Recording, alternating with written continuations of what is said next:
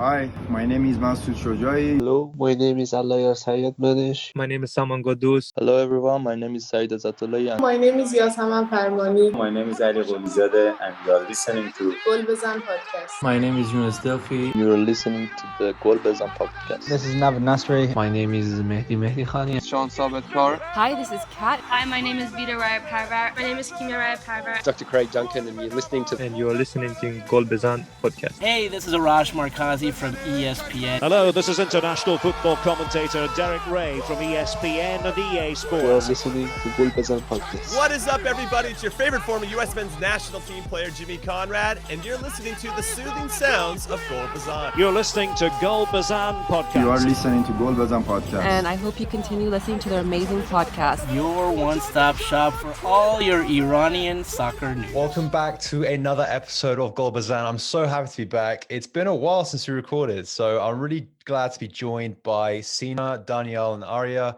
Welcome back to the pod, guys. Thanks a lot, Sina. I appreciate it. I've not had you on as host for a long time as well. It's good to have you, and also the other two, Sina and Daniel. It's been a few months, as you said. Glad to be back. Yeah, there's been a lot of stuff as well that's happened. Yeah, good to speak to you as well, Sina. Is it the first time that we've been on the pod together, two Sinas on the same episode? I think this is the second time. I think it's happened once before. Yeah, it's happened once before. Fair enough. But yeah, this is the second time. It is rare that we're on the podcast together. I know. I think it's the first time with me, Sina, too. Yeah, I think you and Sina Sadrzadeh have been together, but you and Sina Saemian. Oh yeah. Exactly. Sina confusion. Exactly. That's exactly why I mentioned this. I think it's good that we separate the two Sinas. So I think guys, why don't you just change your names? Like honestly, it makes your life a lot easier. But the weird thing is the first two letters of our surname is the same as well. So we can't even rely on that too. Exactly. Yeah, it's very differentiate. Sina Zadeh and Sina Mian is how we'll do it. Yeah. But guys, I'm really excited to be with all of you because there's been a lot that's happened since we last recorded. A lot of different things that have happened, and this episode is going to be a very long one. So we haven't recorded for a while, but hopefully you guys listening, this makes up for it because we're covering everything. Every single bit of news has happened since we last recorded. We're going to cover it. So the first thing I really want to cover with you guys is probably the biggest news that's happened in the last week or so is the elections that have happened. And there was a lot of stuff that happened kind of between them announcing it and then saying it was cancelled or whatever, but then it happened. I really want to clear this all up for people listening. So Mehdi Taj won it with the votes, but Arya, do you mind explaining the stuff that happened behind the scenes for people that didn't pay attention to it? Yeah, absolutely.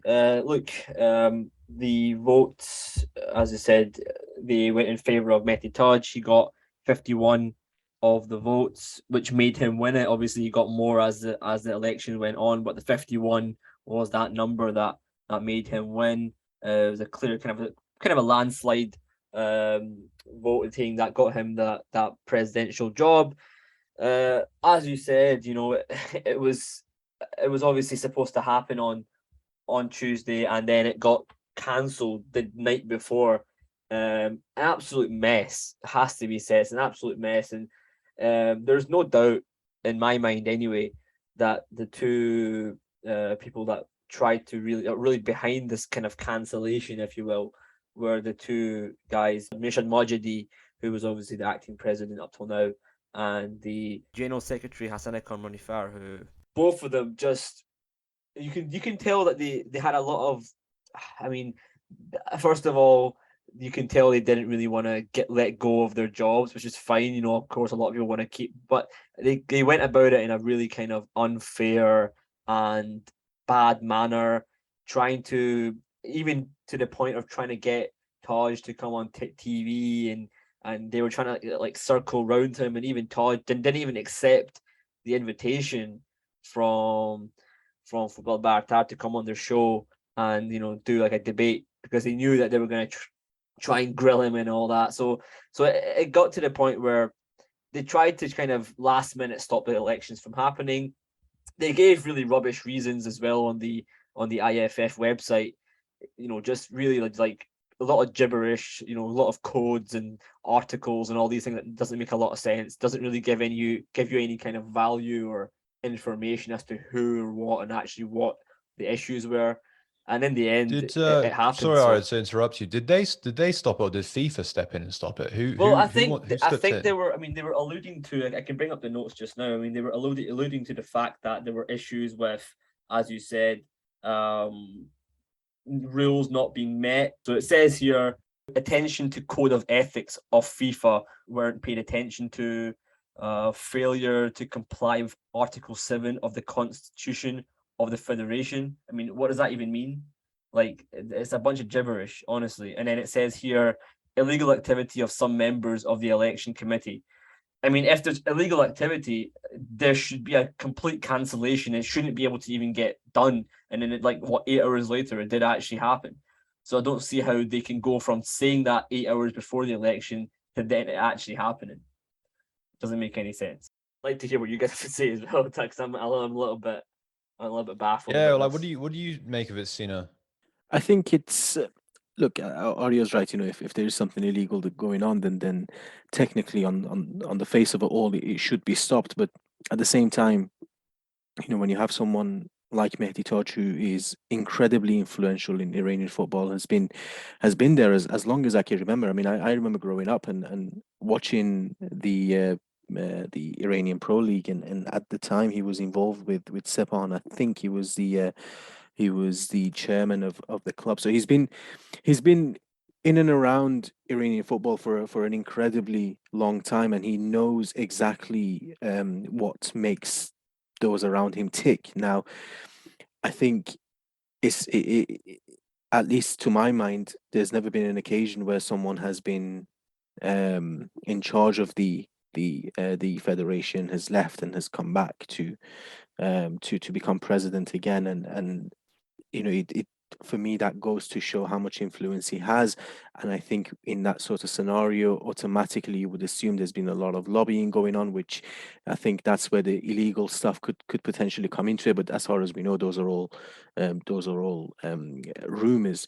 I think that the point that they've mentioned regarding FIFA is worrying. It could potentially later on come back and kind of bite us on the backside if it is genuine, and if there is any kind of substance to it, because as we've seen with FIFA, especially in the last few years, they take the kind of interference or illegal interferences of external factors very seriously. I think they recently sanctioned the Indian Federation, if I'm correct.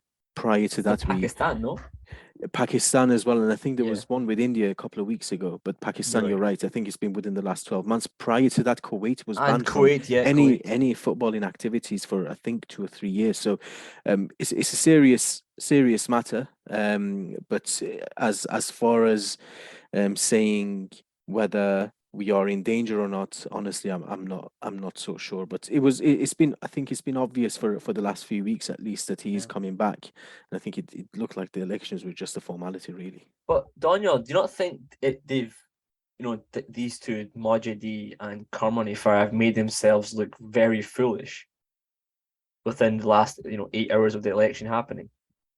Yes, they did. And my opinion on all that, without going into details, is that the timing in general of this election is really bad, because we're really close to the World Cup, and any decision, let's hope that any decision will be taken to make a step forward for Team Melli. Mehdi Taj actually. He's one of the main topic of his agenda was bringing back Carlos Queiroz, and even if he does or not, we don't really know if it was only a strategy to get re-elected. And as you said, Sina, it's maybe the first time that the president of federation is coming back after a few years. But yeah, he's a very influenced person, and yeah, the order to really make themselves look like fools with the all the cancellation and the way they just conduct the meeting. And I think anyway, without really going into detail, the timing is really bad, and I'm not sure that that will be a positive issue for us anyway. I think it just seems like we don't really know what happened behind the scenes like that well. I think the main question I had is like whether FIFA stopped this directly, or was it internally within the federation that they sort of cited FIFA's rules, because that makes a big difference, right? But we don't know that information. I don't think it was FIFA. I don't think FIFA would stop it eight hours before. And if they wanted to stop it, they would have done it quite a little while back from it actually happening. I mean, FIFA know what they're doing. They're not like, let's be honest, they're not idiots. They know what they're doing. They can read what between the lines and say, okay, if it needs to get stopped, we'll do it a lot earlier. It's quite. I mean, come on, like let's not be foolish ourselves. And we know for a fact that the reason why it was cancelled in quotation marks was because these two people didn't want to lose their jobs, and they wanted to somehow stop Taj from getting in that post. That's the truth. I mean, you can look at it in any way. That's how I see it anyway. I see it that way, and I think it shows you this reign that Majedi's had as president of the Iran Football Federation. There hasn't been a time where there's not been controversy, and to the point of even some corruption within his reign.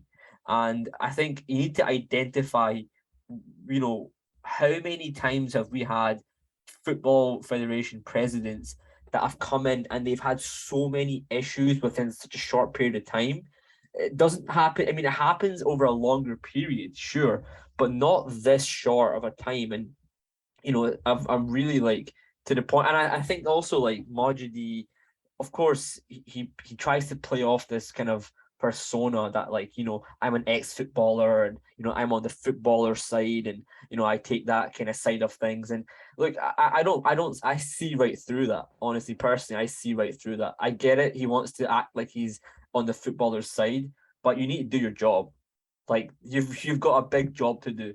And if you're not doing it right, then I'm not going to start backing you because you're an ex-player, So this election's happened. Mehdi Taj has got in. I want to ask you guys what it actually means. Like, what's the impact now that it's happened? Like, whether FIFA steps in later down the line, as you mentioned, Sina, like okay, we can face that when it comes. But as of now, what does it mean for Iran for the World Cup? Like, what does it mean?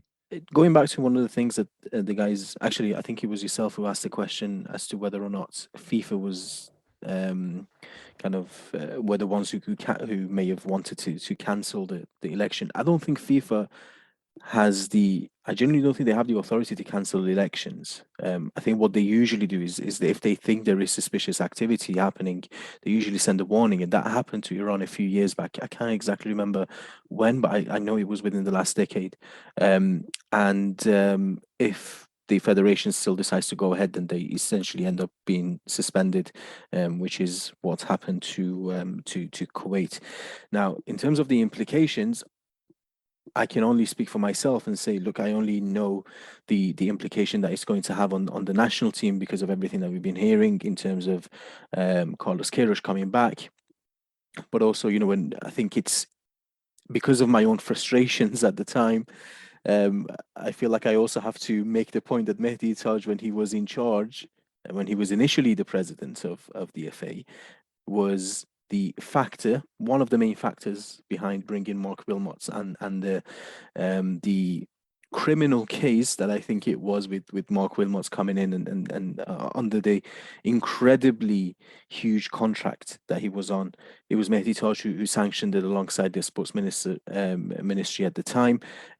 So for him coming back, firstly, I think it's always worth remembering that there is and there will always be that black mark on his resume when discussing his time with the federation. But in terms of going forward, of course, there is talks of Carlos Queiroz coming back. I'm sure we'll get into that, and in terms of what that means for the national team's preparation going into the World Cup. But if we look at it from the bigger picture, yes, Queiroz is a better candidate than Scottish to lead the national team going forward. I think in the long term, and especially when we discuss or think about the Asian Cup, it puts us in a better position to be able to prepare and maybe get a little bit closer than we did on the last tournament with Queiroz as well. I've always said that Scottish isn't a long-term option, but I'm still on the side that I'm not sure exactly what we'll gain from making a change this close to the tournament. But we find ourselves in this situation regardless anyway. Can I just add something regarding what you just said there regarding, obviously Taj, he was one of the reasons why Mark Wilmot came back. And I think if you look at it a little bit in depth, I mean, on paper, you look at his resume, just like where he was coaching at the time, Belgium, Ivory Coast, not a bad resume, even compared to Skocic, it's much better. But then if you go into depth, I think one of the issues that Taj had is he kind of made this decision very hastily, because he could have brought Renard in. He didn't want to wait a little bit longer to bring him in, which didn't make a lot of sense. He could have brought him in a few months later, but chose to bring Mark Wilmots at the time.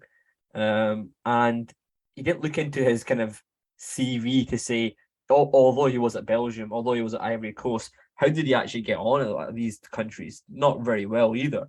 And then, as you say, they offered him a massive contract. So I think on paper, like if you look at it very like as a supporter, sure, not a bad CV. But if you look at it, you're the federation president, you should be going into more depth, considering you just had a fantastic coach like Queiroz lose his job or not lose his job, but like go out of contract. You need to replace him properly. So they didn't take the time to do that. So I hope that Taj uses that as a learning curve, to say next time a coach does come in, I'm going to make sure to do my research. Daniel, I want to ask you, how likely do you think it is that, I think this is the question on a lot of fans' lips, to be fair, it's like, how likely is it that Carlos Queiroz will come back given the election now? Like, the team that we face right now is, if we want to be truthful, extremely divided, and probably the most divided I've seen it in my lifetime, at least. Like, a lot of them are on the side of Skocic, a lot of them on the side of Carlos Queiroz coming back. And these are first team players. They're not substitutes. They're not reserves. These are first team players, strike partnerships who are like on opposite sides of the fence. We need stability at the end of the day. I think that's the most important thing. So what do you like? How likely is it that Carlos Queiroz will come back? And do you think it's even the right decision? Well, that's a really good question. I think everyone is asking this question right now. We've seen Carlos Queiroz posting a video on the social network before the election, a video in the cloakroom with the Iranian players, and so for sure there's been some talk between him and Taj before the election, and maybe even with his old staff. So they may even maybe they got prepared. Look at the games Iran played lastly, and I'm not sure about that, but they could have done it. I just hope that Mehdi Taj, as I said, it was the main topic on his to-do list to bring Carlos Queiroz back, and I just hope that he didn't use that argument to get re-elected. I really hope that he's thinking about Team Melli and not himself, like the other two candidates. And he didn't just do that to gain the presidency again. It's a colossal task, though. Like, this is the last question I'll ask on Carlos Queiroz, because we've got a lot of stuff to cover. But like, even him coming in now, as you said, Sina, like, it's so close to the World Cup, and also is with a team that's incredibly divided. Like, does he have time to fix this all? I'll go with you, Sina, because you mentioned it.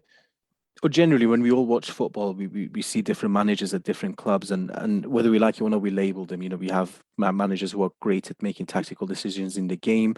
There are some who are great on the mental aspect, on the preparation aspect, and so on and so forth. When I think about Carlos Queiroz, I think of a manager and of a coach who is incredibly smart and incredibly kind of organized, especially when it comes to preparing the team for a certain game or a kind of a certain opponent. Now, when we apply that to the 2018 World Cup, as an example, we saw that Iran was prepared to go up toe-to-toe against some of the best in the world, against Spain, Portugal, and the African champions at the time in Morocco, and get really good results. Now, if we again apply that philosophy to the current situation, and if a manager's coming in who is really good at preparation and then needing time with players to be able to implement his ideas and how he wants to play and approach the tournament, this is definitely not enough time. Even for, if we consider that it would be enough time for any other World Cup, because in the summer you usually get a little bit more time, for this World Cup especially, there's even less time. So to bring in a manager like that and expect instant results, I personally don't think it would be very smart. Doesn't mean that I'm against him coming in, not at all. But I just think our expectations of this team going into the World Cup shouldn't now jump to a whole new level where we think, we can get 2 wins, for example, out of these 3 games. No, I think it's far from that. And let's not remember, Queiroz, during the entirety of his initial tenure with the national team, he's always failed to have a backup plan in games when things don't go well. The reason I say this is because when we consider then, we're approaching a tournament, no time, what kind of manager do we need? In my mind, I would say we need a manager who can make decisions within the game to change the outcome of the game when things don't go well. Queiroz isn't that type of manager. But again, this is not me saying Queiroz shouldn't come in, not at all. Compared to Skocic, a much better option. But I still think it's more about managing our own expectations and making sure that we keep our feet on the ground. Yeah, I totally agree with that last point Sina made there. I think, as much as I'm a big Queiroz fan, I think he's done great things for our football over the 8 years he was in charge. I think, okay, let's just say, for example, under Skocic, we might get 2 points this World Cup, as an example. In my opinion, I'm in the opinion that if Queiroz did come in to replace Skocic, that might get upgraded to 3 or 4 points, potentially. That's how I see it. I do think there would be a slight upgrade in the results, maybe getting another draw, another win. I don't know if we'll do better than we did in 2018, which is what I would like to see. Obviously, you want to try and improve every single year, but I don't know if that's the case just now. We'll see. But I want to make a point, because I think it's obviously important that we discuss this, because obviously this is what the podcast is about, is he going to come back? Is he actually going to come back? And in my opinion, I don't think Taj would even consider coming back as the president of the federation if I believe he wanted to come in order to get rid of Skocic and to potentially bring in Queiroz. I think that's one of his key things. I think, Daniel, you make a good point saying, is he only saying that because he wants a job? I don't see why he would want the job just to come back and do it. I mean, obviously, it's good to have the job, but I don't think he needs it. I don't think he needs the job. So I think, considering he had a little bit of a tough exit with the Wilmot situation and all that, I don't think we'd need the job, but I think he wants to bring back Queiroz. I think that is one of his the key kind of concepts that he's alluding to for this role, and I think it could happen. I believe, I've not heard anything specifically, but I do believe that there have been talks, behind the scenes, and I do think we could see that happening, hopefully before the next 2 friendlies that we'll come on to later in the episode, just now actually. But I think, as I said, I think it would be an upgrade over Skocic. However, I don't think it would be a massive upgrade. I don't think it would be unbelievably massive, considering how late it is as well. But it would be a little upgrade for sure. There won't be any miracles. I agree with both of you. With the timing, just a few weeks before the World Cup, there can't be, even if we bring the best manager with the timing, the 2 camps only, there won't be any miracle. So as you said, Sina, we shouldn't have much expectation for this World Cup. Yeah, I think the bottom line is, if this change does happen, it needs to happen like soon, like ASAP. I mean, by the time this podcast comes out, maybe he's appointed, who knows, because it needs to happen before these two friendlies that obviously we're going to talk about right now. And they're two very good quality friendlies. I'm actually very gobsmacked that we've managed to like pull these off, because so yeah, we'll talk about it now. There's two friendlies that are confirmed against Uruguay and Senegal on the 23rd and 27th of September, respectively. And the matches will be played in Austria, most likely in Vienna. Myself and Aria are actually going to the game. So if you are in Vienna during those dates, then do let us know. But yeah, Carlos Queiroz, if he is coming back, these two friendlies are an amazing opportunity for him to stable the ship, implement some tactics. Like it's last minute, but any like days count at this point. So what do you guys make of the friendlies like that have been organized? Daniel, I'll start with you. Well, as you said, it's two very good friendlies. We're playing against very good team. Let's just hope that this camp will be used to build a football project around this team. On the last camp, it was quite disappointing. We couldn't see any project on the pitch, way of playing.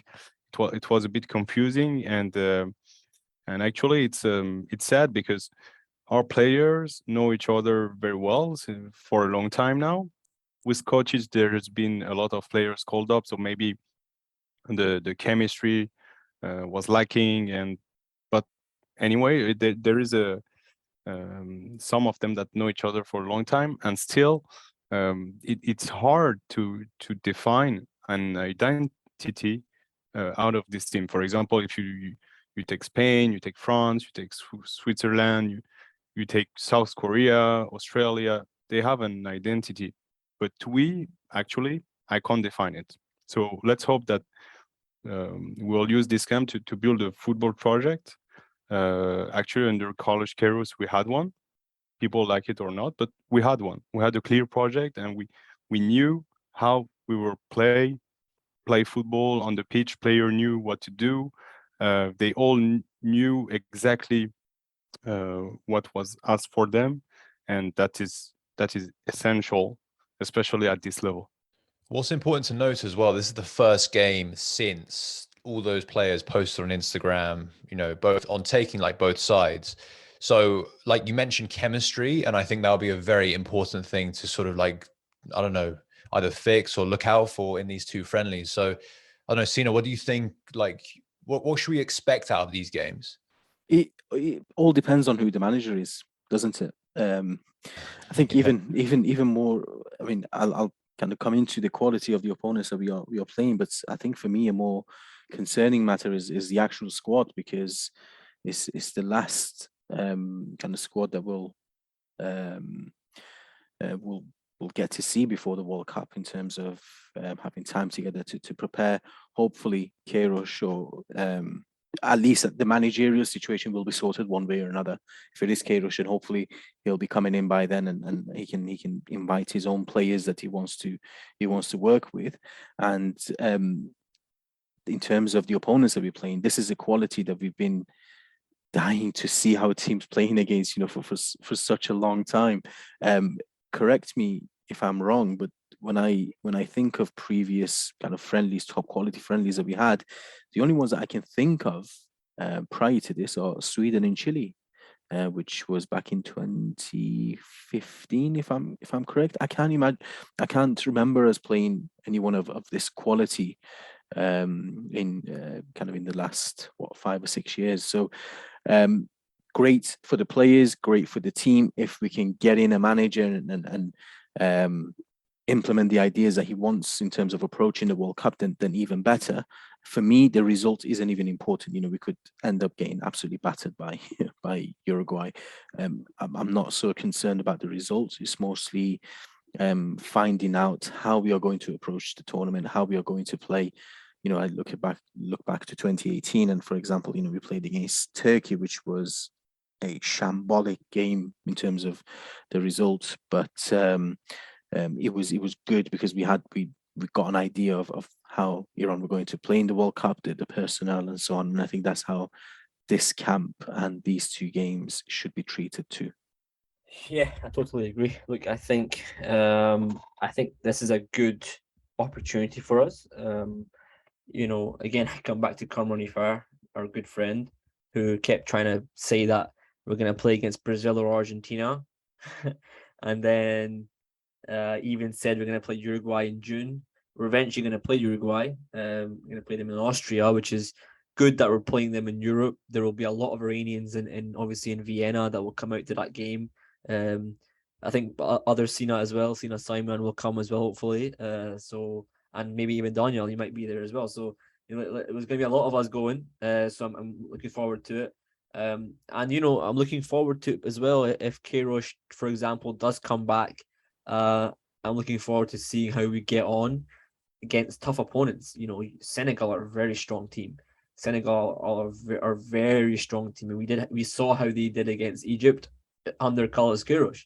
So that'll be another storyline that he'll be playing against them. And again, we need it because we're playing against England. I mean, we played against the Algeria C team. I mean, granted, we lost the game, but ultimately we've not been tested that much, under Skocic anyway. Yes, and that could be an argument that people are saying, okay, why is he getting sacked? But let's be honest, he hasn't done a particularly great job. When he has been tested a little bit, against Algeria, not looking good, and then against South Korea, even though we had players missing, still looked really poor. We didn't adapt at all. So I'm looking forward to these games. I really hope we can make use of them the right way to prepare us for the England game and obviously the US and Wales games as well. Yes, and just to finish on the next camp, I'm quite skeptical because before the elections, the players you mentioned, Sina, the all the stories, the Instagram posts, all the interviews, and in my opinion, there has been too much talk around Team Melli, and this doesn't show unity at all. There are divisions, and that affected already Team Melli and will affect. And I'm quite curious, but not in a positive way, to see how this will affect us and how it will be during this camp. Yeah, I completely agree with you. I'm very curious to see what happens as well. Like I have not seen this sort of thing before with the national team, where I think the last time I can think of something like this is maybe France in one of their World Cups, when the players just got really angry and just sort of walked out. But it's obviously not to that level of scale. But yeah, I'm very curious to see what happens in these two friendlies, both of which are amazing friendlies. And I'm very glad that we've been able to pull this off. I think one sort of notable injury, though, from these two friendlies, as well as the World Cup, is Allahyar Sayyadmanesh, who obviously has been on the podcast before. Arya, how big of a loss is that? And I guess what is the injury for people who don't know? Yeah, so regarding Allahyar, unfortunate injury that he picked up. He was in a good vein of form. He was looking very impressive in the start of the season. He wasn't scoring goals, but he was working very hard, and he was very excited to play in the World Cup. He was telling me how much he's looking forward to it. Unfortunately, he picked up an injury a couple of weeks ago, and it was an injury that is a bit of a freak accident, because he was actually through on goal, and he went to have a shot, and he just pulled up. I think he pulled his hamstring tendon, kind of the top of the muscle where it meets the hip joint, and doctors were saying to him that you could have surgery, which would mean that you potentially miss the World Cup, or you can not have surgery. You can go to the World Cup, but your chances of getting injured or re-injuring is 40 to 60%. However, if you have surgery, your re-injury rate is about 5%, give or take. So overall for your career, it's better if you have the surgery. Okay, you might miss the World Cup, but you won't miss the rest of the season if you get injured again, and you'll be fine for the Asian Cup in June. So it was a bit of a hard choice for him to make initially, but as soon as he kind of heard that he has a potential chance of still making the World Cup. It's not that he's completely out of it. I think I want to make that very clear. He's not out of the World Cup. That's set in stone. It's not out of the World Cup. He can still make it, but it'll be quite tough to recover for it for sure. And he definitely won't be 100%. So let's keep our fingers crossed and hope that he comes back fit. You know, and I know for a fact he's going to work really hard on his recovery, which he said to me he will. So I'm looking forward to how he gets on in the next couple of months. Yeah, I think it was a good move for him to take the operation because realistically, like he's a young player. Like he needs to have, you know, his tendon, like everything in check. Because I mean, how many minutes would he have realistically got at the World Cup anyway? Like I think it's long term, it's the right decision. He's got at least like 2 more World Cups in him, in my opinion. Maybe even 3. Yeah, so it's definitely the right decision for him. He's a top player, so I think that the whole fans were getting very excited seeing him. So they won't see him for a few months, but yeah, it's exciting to see him when he's back, hopefully stronger. Now, guys, I want to move to the European football draws because we've had some really tasty features that have come, fixtures that have come. And I'll start with the Champions League. So the first one that I'll talk about is, I'll talk with the less juicy one. Moharrami with Dinamo Zagreb, with AC Milan, Chelsea, and Red Bull Salzburg. Pretty difficult group, in my opinion, but we'll see how he fares. But the big news, Azmoun and Taremi with Leverkusen and Porto, they're in the same group with Atlético Madrid and Club Brugge. So I don't think they've actually played each other before in a club competition. So it's a very interesting fixture. Sina, what do you think about it? Yeah, I think both of them will be excited at the prospect of going up against each other. I think that prior to the draw, when I was having a look at it, I thought that both of them would want to play against bigger teams, you know, to be able to showcase their talents. But to be honest, it's not the first time in the Champions League for neither of them, and they've come up against some big opponents, and both of them have shown what they can do. So I think that they'll be excited at the prospect of, firstly, as I said, playing against each other, but also both of them will have a great chance of going up to the next round. So and of course playing in the knockouts is something that they both, I'm sure, would want to do. But yeah, for Moharrami as well, I think it'd be really exciting for him. I know Arya has been following him a lot closer than I have, so he'll be able to let us know if he's expecting him to play regularly in the group stages. But coming up to London, playing against Chelsea, and then going up to Italy, playing against AC Milan, these are kind of games that you'll remember for the rest of your life, especially for a player like Moharrami, who, let's be honest, you know, he's not the most talented player in the world. He's not going to play for one of the biggest clubs or in the biggest leagues in Europe. So this is a great opportunity for him to show what he can do. Yeah, I agree. I think it's a really good challenge for him. But like, there's big teams in that group. So the only question mark I have, Danielle, is Azmoun, is he getting enough playing time with Leverkusen to actually will he actually play against Porto, do you think, given how much time he's getting? Well, I think he's getting enough playing time, but the only thing is that Leverkusen played very bad, in my opinion, in the first games. Actually, they had a win, but he wasn't playing, and he wasn't starting, and it was quite worrying the way they were playing, and really they didn't have a nice way of playing, a nice project on the pitch.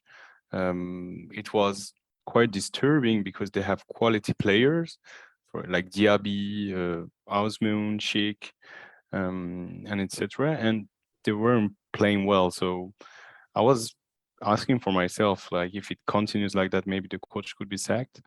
And to be back to the question, I think Azmoun will play, of course. He's one of their main players. It's just that it seems, and right now they just have a new player on loan, Hudson Odoi from Chelsea. Yeah, we'll see how the starting lineup will change, and I think the coach is still searching for his starting 11. and let's just hope that Azmoun will make sure that he's inside it, and that he's one of the first name on the sheet for every game. Unlike Taremi, I think Taremi's achievement with Porto and with so at club level is right now higher than Azmoun.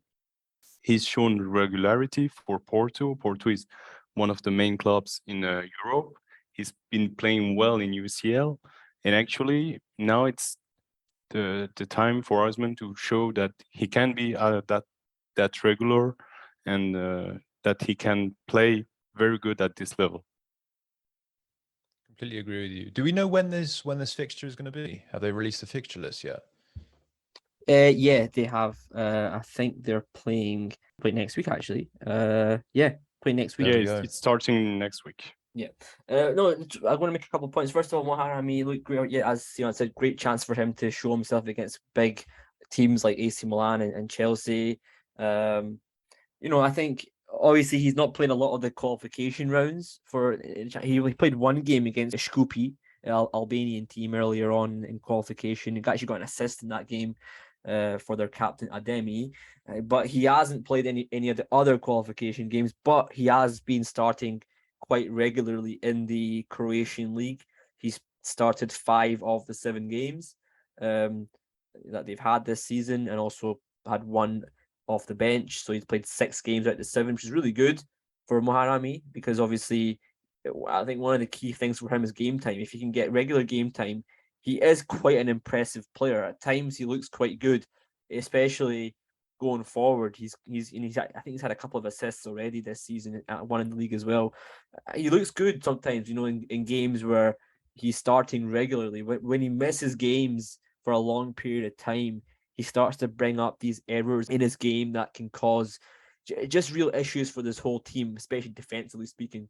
We saw it against South Korea in qualification as well. So I want to see him start regularly up till the World Cup, because I do think he will be our starting right back. So hopefully he gets a little bit of game time, at least even against the other team in the group. Remind me who that is. I think it's Salzburg. It may be against Salzburg. So that could be an option for him. So we'll see. We'll see what happens. On Azmoun and Taremi. Azmoun, first of all, obviously very talented footballer.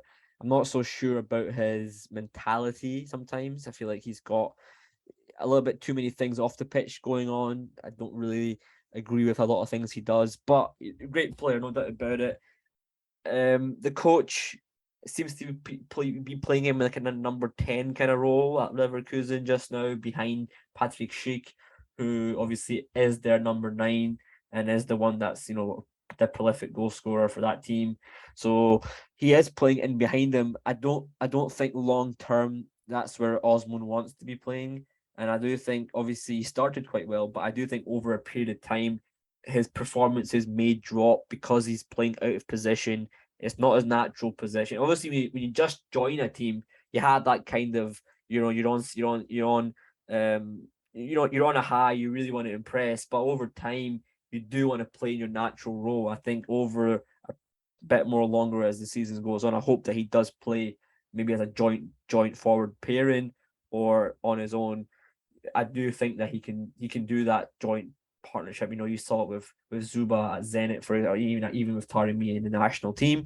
And then on Taremi, as I said, I think Taremi is he's our best player, and I really hope that with the amount of games that are going to happen between now and the World Cup, I think all the group stage games for the Champions League and the Europa League will be played before the World Cup. And if you add that into on the league, and I think maybe even some of the cup competitions, in the leagues, it's going to be quite a heavy schedule for these players. And I think Taremi, and considering Allahyar being injured and maybe missing the World Cup, Taremi, really, we cannot afford to lose him in this World Cup. We cannot afford to lose Taremi because he is so vital to this team. And I really hope it doesn't affect his fitness at all.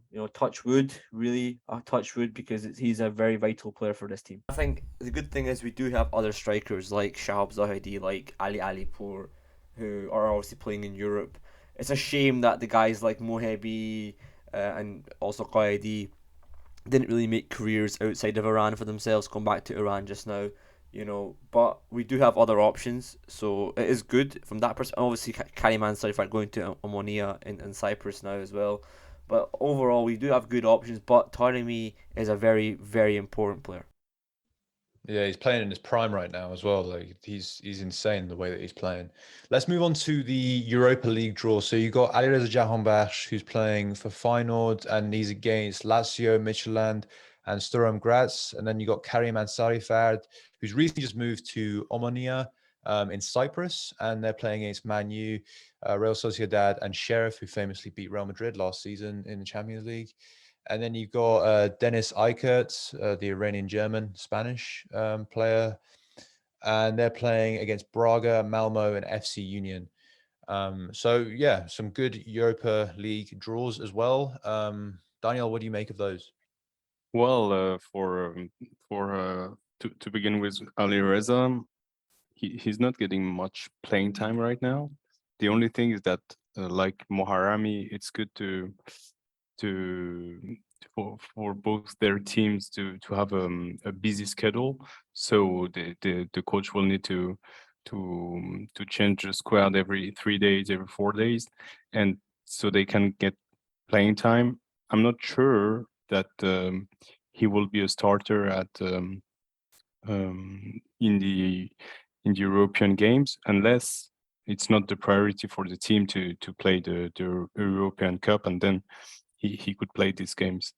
About the draw, I think it's both a nice draw. It will be a very tough one for Ansarifard, but actually, I don't know his new team that much, but yeah, it will be a very difficult group. Just very quickly, Sina, and then we'll move on. About Karim Ansarifard, what do you make of the transfer? Is it significant for the national team at all? Like he's obviously still in the setup. Like, what does it mean really? I think firstly, in terms of his club, I think that they'll play a very similar role as Dinamo Zagreb will be playing in their own Champions League group, where they'll be there to enjoy the occasion and the group that they're in, and it will be a similar case with Omonia as well. Of course, very difficult group with United, Sociedad, and I think is it Sheriff, the other team in their group. So yeah, from Ansarifard's perspective, to be able to get regular game time, I think it's great. We've had a couple of players in Cyprus previously. I think Zandi is the main one that I can think of, that he played there for a couple of years. But approaching the World Cup, Ansarifard wants to be in the squad, and I think Ansarifard is one of those players who you may not rely on in terms of what he brings on the pitch, not because he doesn't have the quality, but because what we have ahead of him is so much better. We were talking about Azmoun and Taremi, for example. But what Ansarifard does bring is he's got a personality that the players respect. He's a bit of a leader in the squad, and we've seen this. And again, we're talking about this under the assumption that Queiroz will come in. But if we continue with that assumption, we've seen in the past that Queiroz values those characters who, although they sit on the bench, they make a massive difference to the unity within the team. We saw that with Masoud Shojaei and Dejoga for such a long time. And I think Ansarifard has been playing that role in the last year of Queiroz's tenure, and even within the last couple of years as well. So I think for Ansarifard, the priority will be to stay match fit, to play as many minutes as possible. Of course, it'll be a great opportunity for him to play against the big clubs that we mentioned as well. But his eyes will definitely, and his priority will mainly be on the World Cup. And also worth mentioning that Ansarifard did have offers to play in Iran. I think both Tractor and Persepolis were after him. Both of them desperately needed a striker. So he chose to stay in Europe, and I think it's mainly because he wants to continue playing for Team Melli. I do respect Karim Ansarifard a lot because he hasn't taken the easy route out of going back to Iran like a lot of other players have, and he keeps striving to play in Europe, whether that's in Greece, whether that's in Cyprus. Like even though the lower sort of leagues, lower divisions, he still strives to play in Europe, which I massively respect. It'll be more comfortable for him to move to Iran, I feel. So let's move on to the other legionnaires. So you talked about Allahyar, but yeah, we could talk about Saman, Ali Gholizadeh, Saeid Ezatolahi. But I guess out of those legionnaires, we did talk about Jahanbakhsh maybe not getting that playing time. Out of all the other ones that I just mentioned, I guess, like, are there any updates that you guys can tell, like, audience, as to playing time? Like, I feel like with Saman, he should definitely move this summer. It was a bit of a loss that he hasn't done that with Brentford. What do you guys think, Arya? Yeah, look, for someone, it's not a great situation to be in for him. I think, obviously, he wants to be playing regularly. And I believe anyway that for someone, he would like to move out on loan. I believe that. Whether that to be true or not, I don't know. But I do believe he would like to be going out on loan because he needs the game time. I mean, he's gone about 2 or 3 seasons now not playing regularly. If you remember, casting mind back to when he was suspended for 4 months, he had no matches whatsoever. Hasn't really been that regular of a starter for the national team either. So he's not getting a lot of minutes just now, and I think he needs that. Obviously, you can't also deny that I'm sure he's making a lot of money out in the Premier League. And I think any footballer would like to stay in the Premier League, because that is where football is thriving right now for in Europe. So I don't really blame him for staying, but I do really believe that he would like to go out on loan. Although he has been getting a lot of substitute appearances, so I wonder if the coach would like to keep him, and that's the reason why he hasn't gone out. Maybe the coach sees him as a substitute that he likes to keep around the team, and that could be the reason why. But I do think for a club in the Championship or in the Turkish league, for example, or maybe even back to France, don't really like it, but could be an option. Well, See, yes. I was going to say very quickly, Daniel, I actually disagree with you, Arya. I feel like Salman is very comfortable at Brentford, even though he's coming as a substitute. Like the amount that he posts on Instagram about Brentford, like every game, before the game, he's like, "Oh yeah, really excited about the game," like doing all these previews and things. Like a player that's unhappy would not be doing that. I think he's unhappy. I don't think he's unhappy. I mean, as I said, if you're not getting much playing time, no, you would be the level of playing time he's getting. You wouldn't be happy with that. I feel. No, I mean, as I said, look, playing in the Premier League is a privilege, and I'm sure he wants to stay there, no doubt about it. But at the same time, looking at his career just now, he's approaching I wouldn't say the end of his career, but he's approaching the end of his prime slowly but surely. And I don't think he's ever going to be a starter in the Premier League, in my opinion. I don't think he's ever going to be a starter in the Premier League. That's my opinion. I love him as a player, but I don't think he'd ever be a player that starts regularly for any club in the Premier League. And the reality is, if he wants game time, he has to go abroad. That's what he has to do. I do think that he would like to go abroad and play. But at the same, as you say, Premier League is the Premier League. I don't think any player would say, I would happily stay on the bench, because ultimately that's the pinnacle of the game. Well, actually, on a sporting point of view, if I was in his place, I would stay one more season, because he did only one season at Premier League level, and even if he didn't play much, and for now he just came on a few minutes at the end of the games, he should give it a try this year too, this season, in my opinion. Playing in the Premier League, as you said, Premier League is actually the best league in the world, and just seeing the pressure, the experience you can gain from this, it's quite useful for him. And then if he can't make it through a starting 11 this year, then okay, I will agree. But he should give it one more try, because it's just one chance, one opportunity in his life. And if he doesn't do it now, I'm not sure the opportunity will come again. So sportingly, I think on a sporting point of view, I would stay. What do you make of it, Sina? The one question I have for you guys, and I want you all to answer this, is if you were in his shoes, you look at the journey that he's had throughout his career and where he is right now. I think one of you said the pinnacle of a footballer is to play in the Premier League. Absolutely. There's no question about it. Does it mean more when you come from his background and the journey that he's had? So then where he is right now, would you say he does have sporting motivations to go elsewhere? Or is it a matter of he's thinking, actually, have I got to the point where I wanted when I wanted a football career, when I was playing the third division or whatever it was at the time, or even with the Östersunds, did I think I'll be playing Premier League football for established Premier League club?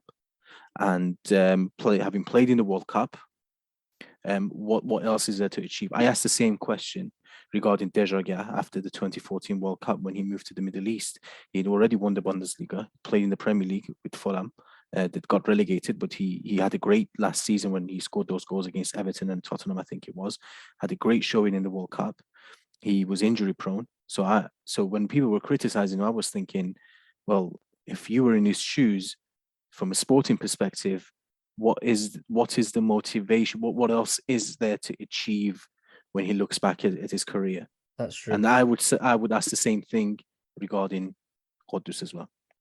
No, I think you're right. Look, Ghoddos, as I said, he came from Östersunds, who weren't a particularly great club in Sweden, but he brought them to a very high level. When he was playing against Arsenal, we saw some fantastic moments from Saman Ghoddos, and that was one of the reasons why he ended up getting called up to the national team by Carlos Queiroz.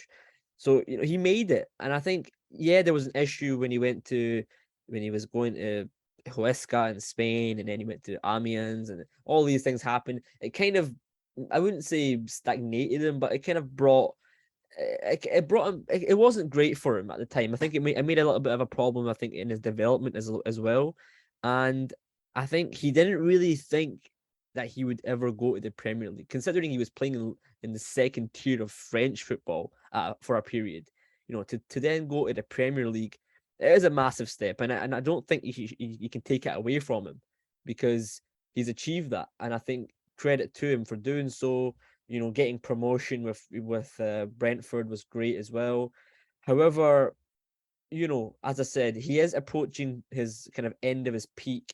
Maybe he feels like he's done everything he has to do in the Premier League, and he wants to move on, and maybe now he thinks he can be that player that can start regularly at a decent league and maybe try and be a bit more consistent in scoring goals and creating assists potentially. But you can't really go in a player's head and just decide these things for them, because it is their life ultimately. I definitely hear what you say, Sina, and Arya as well. I can see where you're coming from. I just feel like he needs to demand more from himself, given the talents that he has. With Ashkan Dejaga, it's slightly different in my opinion. He was playing very consistently for Fulham, and he was scoring goals. Like he gave the Premier League a very good shot. Fulham got relegated that season. He was their standout player by far. And he was even elected by the fans as best player. Exactly. He gave the Premier League an extremely great shot. Someone hasn't done that. So I feel like he should demand more from himself. And when you say he's reached that pinnacle where he's playing in the Premier League, when you say playing in the Premier League, he's playing not that many minutes in the Premier League. So I don't even know if he's actually done that. Well, cast your mind back to the interview that we did with him last year. He was being very honest. He was saying how much, he feels like he needs to do more, and he wants to get playing time, and that's his goal. And he was being very honest, and I appreciate him for that, because it's not easy for a player to do that in interviews, to criticize themselves and say, I want to do this, and I want to make sure that this season. But unfortunately, he didn't do what he wanted to do, and I think maybe that kind of makes it hard for him, because when you don't meet your goals, it's not easy for a footballer to say, I've been successful this season. And I think for him, as I said, it would have been nice to have gone out on loan. He's still tied to Brentford, but unfortunately it's not happened. Just one last thing on this before we wrap up this topic. I just wanted to say that I'm not a psychologist. I have no idea about these kind of things. So when I pose the question, it's more food for thought rather than suggesting that these players have mentally reached a stage where they feel like I don't want to play football anymore. And you're right, by the way, Sina. I think generally as athletes, when they get to that level, they would have got to that level because they would have demanded more from themselves. They would have expected more from themselves. And I agree. I think technically speaking, when we look at a player of his talent, he should want to play more. And hopefully he will get to play more, whether it's at Brentford or somewhere else where the quality is still there and he'll be able to show his potential as well. The other Legionnaire that I want to talk about is Ali Gholizadeh. I know, Arya, you've been following this for a while. So what's the sort of latest on him? Yeah. Well, Ali Gholizadeh, we interviewed him last year and he was explicitly said that I'm only signing a 5-year deal with Charleroi in order for them to have a financial benefit from me leaving in the summer. He said to him, he even said, I'm going to leave in that kind of way. And I use this word really strongly. I think they scammed him because here's the thing, like they made him sign a 5-year deal, right? When he could have left on a free transfer. And now he's tied to that club for 5 years. No one's going to pay up a large sum of money to sign Gholizadeh. A poor season last season, and I just don't see how anyone's going to sign him for a large sum of money. I believe he's been scammed. Like, honestly, he should not have been signing a deal for 5 years when he could have left on a free transfer. That's my opinion. I'm happy that Amir Hossein Gholizadeh signed with them. It's a good transfer for him. Hopefully he performs this season. But I was hoping Ali would get a move, but it's not going to happen, unfortunately. So we talked about Saman and his game time, but another Legionnaire I want to talk about is Saeid Ezatolahi, who, I would love to get your take on it, Arya, as well. Yeah, on Saeid, look, he was obviously Al Gharafa on loan for the second half of last season. He moved back to Vila, obviously, because of contractually he was still tied with that club. Didn't train with them at all during pre-season. He was very close to signing with Chavez, recently promoted team in Portugal. But deal didn't go through. The two clubs couldn't agree, and they weren't really guaranteeing him game time, so they just chose not to take that deal. He had offers from a few clubs in the Danish league and the Spanish second tier. Unfortunately, that league will continue during the World Cup, so a lot of those teams didn't want to sign somebody who will miss a good chunk of the season. Also from the English League One, the third tier, again, it didn't really work out. And also one team that really wanted him was Craiova from Romania on loan. Again, really keen on getting him, but again, it just didn't work out for him. And I think he'll stay at Violet until January, which is a big shame. I think he's got a lot of talent, but he's going to be playing in the second tier of Danish football for half a season, it seems like. Yeah, it's a big shame given how talented he is as a player. I want to end the podcast on some amazing news, and that was that we had female supporters in the domestic Iranian division recently. So the first one, around 1,000 fans for the Istiklal game at the Azadi Stadium, and more recently 4,000 female fans for the Persepolis game today, and hoping that it will increase gradually as the season goes on. Sina, what do you make of that news? Great news. Progress is always good to see. Should have happened sooner, and I'm sorry, but it shouldn't be a gradual process either. Now that it's here, they need to do all they can to make it, firstly, permanent, and the numbers going up very quickly, rather than having to wait another 5 years again before it increases. So yeah, great, but has to be better. No question about it. Yeah, for sure. I think we all agree with you. Like, progress is progress, but we want this like a lot sooner. This is fundamentally like a right, I feel. Yes. So it's quite good news. I'm very happy with it's only a first step, and as Sina said, let's hope that it will be not just a one time, but it will be permanent. I remember I watched game at Azadi Stadium, and people were saying, they should allow women into the stadium so the men behave better. And I think their behavior now will be better in the stadium. But let's just hope that some of our stadium like Azadi is falling apart. Like on a safety angle, it's really getting dangerous. So let's just hope that allowing stadium women into stadium is good, but we have to make sure they're safe too. Definitely. No, I totally agree. Hopefully it continues. And I think it will. Apparently there'll be 4,000 again against Persepolis and Saint Naft and also the stadium. So and as I said, it will gradually increase, and it needs to happen in every stadium. That's the reality. That it has to happen in every stadium. It has to happen for every national team game. We shouldn't be having women getting sprayed in the face with pepper spray.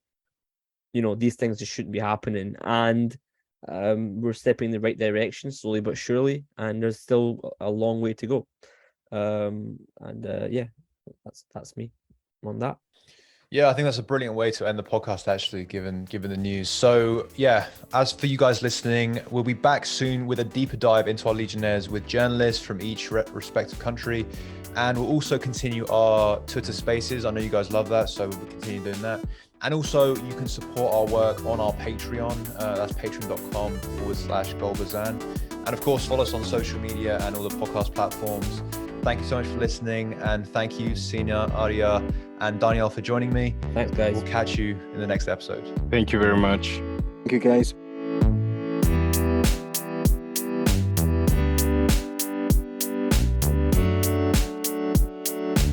Hello, my name is Allahyar Sayyadmanesh. You are listening to GOL BEZAN Podcast.